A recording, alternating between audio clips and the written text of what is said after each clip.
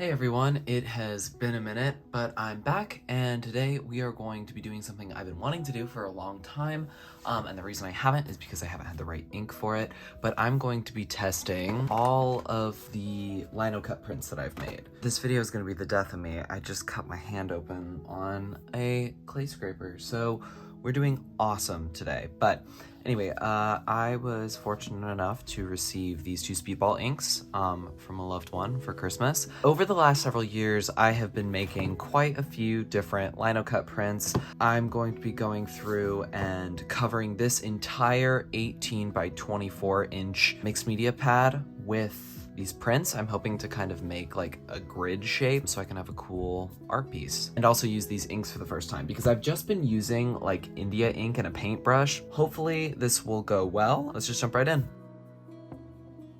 I stabbed it with a palette knife, which is certainly one way to get it open. It's also a way to get it all over my fingers.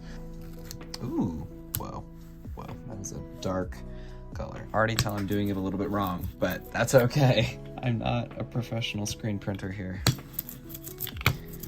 But already I can tell that this ink is so much better than the India ink I was using, purely because it stays wetter longer and the consistency is thicker, because if anyone here has ever used India ink, you know that it is in some cases water soluble, but is incredibly liquidy.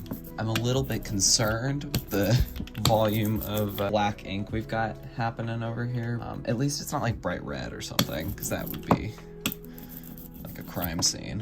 The one art supply that I do not have that might make this a little bit more easy is like a weighted press or something, so I'm just going to be using my hands. With these thicker pieces, I use both sides. Put your back into it. I hope I didn't put too much ink. That's not too bad. I clearly didn't put enough pressure on the top left there, but it's supposed to say the horrors persist, but so do I. Wow, okay, so my lino prints don't suck. I just had the wrong ink.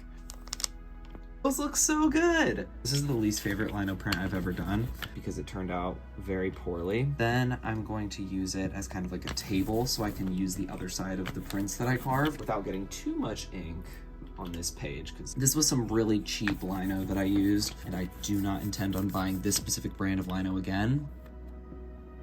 Oh, I missed one corner. We're gonna do the cardinal sin here and reprint. It happened. Cool, so basically what you missed is I reprinted this one again, and I love it. I need to do more research on how screen printing ink actually works. Like, do I even need to actually reapply it, or is that just me being overzealous? Doing the backwards words is very hard. Write what you want to write in like a notes app or whatever, take a screenshot, and then flip the photo so the words are backwards. And then you don't have to guess on how to do it. We've got these nice ramen bowls on the left here, and then like the Soviet space dog, patron saint of one-way trips. This is a much better experience. I do not recommend using India ink for stamps. It worked fine in the interim, but if you have access to a brayer and printing ink, this is so much nicer.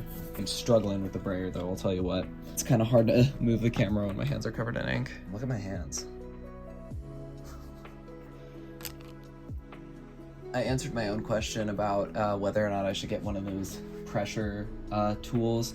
I think the answer is probably yes. If I were to do this more regularly, for every once in a while, I think it's probably fine just to get messy. There's the Leica one, a second Leica one here, even though it'll only be half. Yeah, why not? We're here for a good time, not a long time. That's really cute and depressing. Why did I do that to myself just now? I was having a good time. And so I'm gonna roll this one again. That pile of clay over here, this is all supposed to be Christmas gifts. I'm gonna paint them over with acrylic anyway, so it doesn't really matter, but it'd be easier to paint the plain white or the, off-white than it would be to paint them stained in ink. Look at that. I'll do a close-up shot once my hands are clean, but this is such a better experience. I know I keep saying it, but I'm gonna keep saying it. I submitted a linocut print for a art competition weeks ago. It was up to two, maybe 3 weeks ago. And I ended up having to touch it up in Procreate because the ink quality was so bad. The goal of the competition was to create fictional animal, like a mythological fantasy animal, or a realistic animal, it was really up to you. They really wanted to show non-human animal interactions, so like the relationship interaction between different animals or the same species of animal. So I opted for, and I'm gonna pronounce the name wrong, the endangered wild horse species that live on the, I believe, steppes of Central Asia. And I did it in India ink because I didn't have this printing ink yet.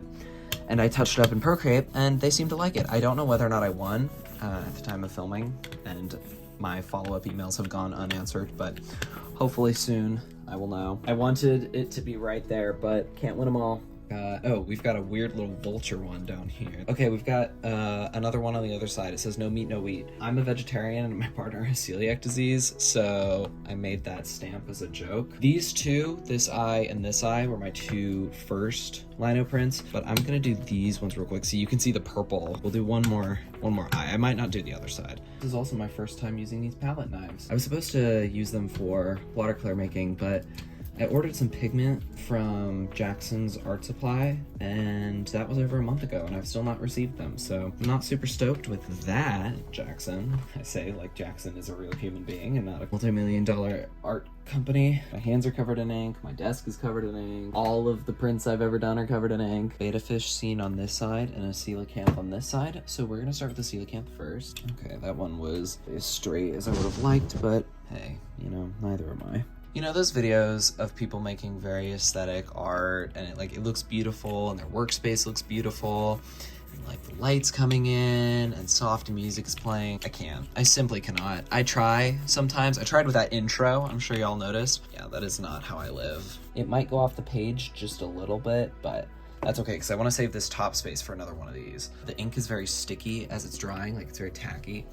And so as a result, it's kind of moving the print. So I hope all you all have been doing well. I disappeared off the face of the earth because I had my first semester of my second grad degree programs. Basically writing papers, grading papers, and reading papers. It's kind of like the trifecta of pain for grad school, but it's super fun and super interesting.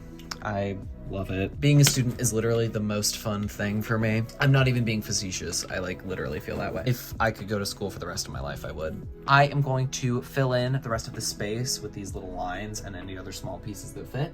And then I will come back and show you the finished piece when it's dry. Here is the final piece. There are a few sections that still need to dry. Really like this. I see a bare spot right here. It literally is all I can see because it's right in the center. So I'm gonna add another one of these here. But yeah, tell me which one is your favorite. I think these two together specifically because they're right next to each other are my favorite. Thanks so much for watching and I'll see you guys next time.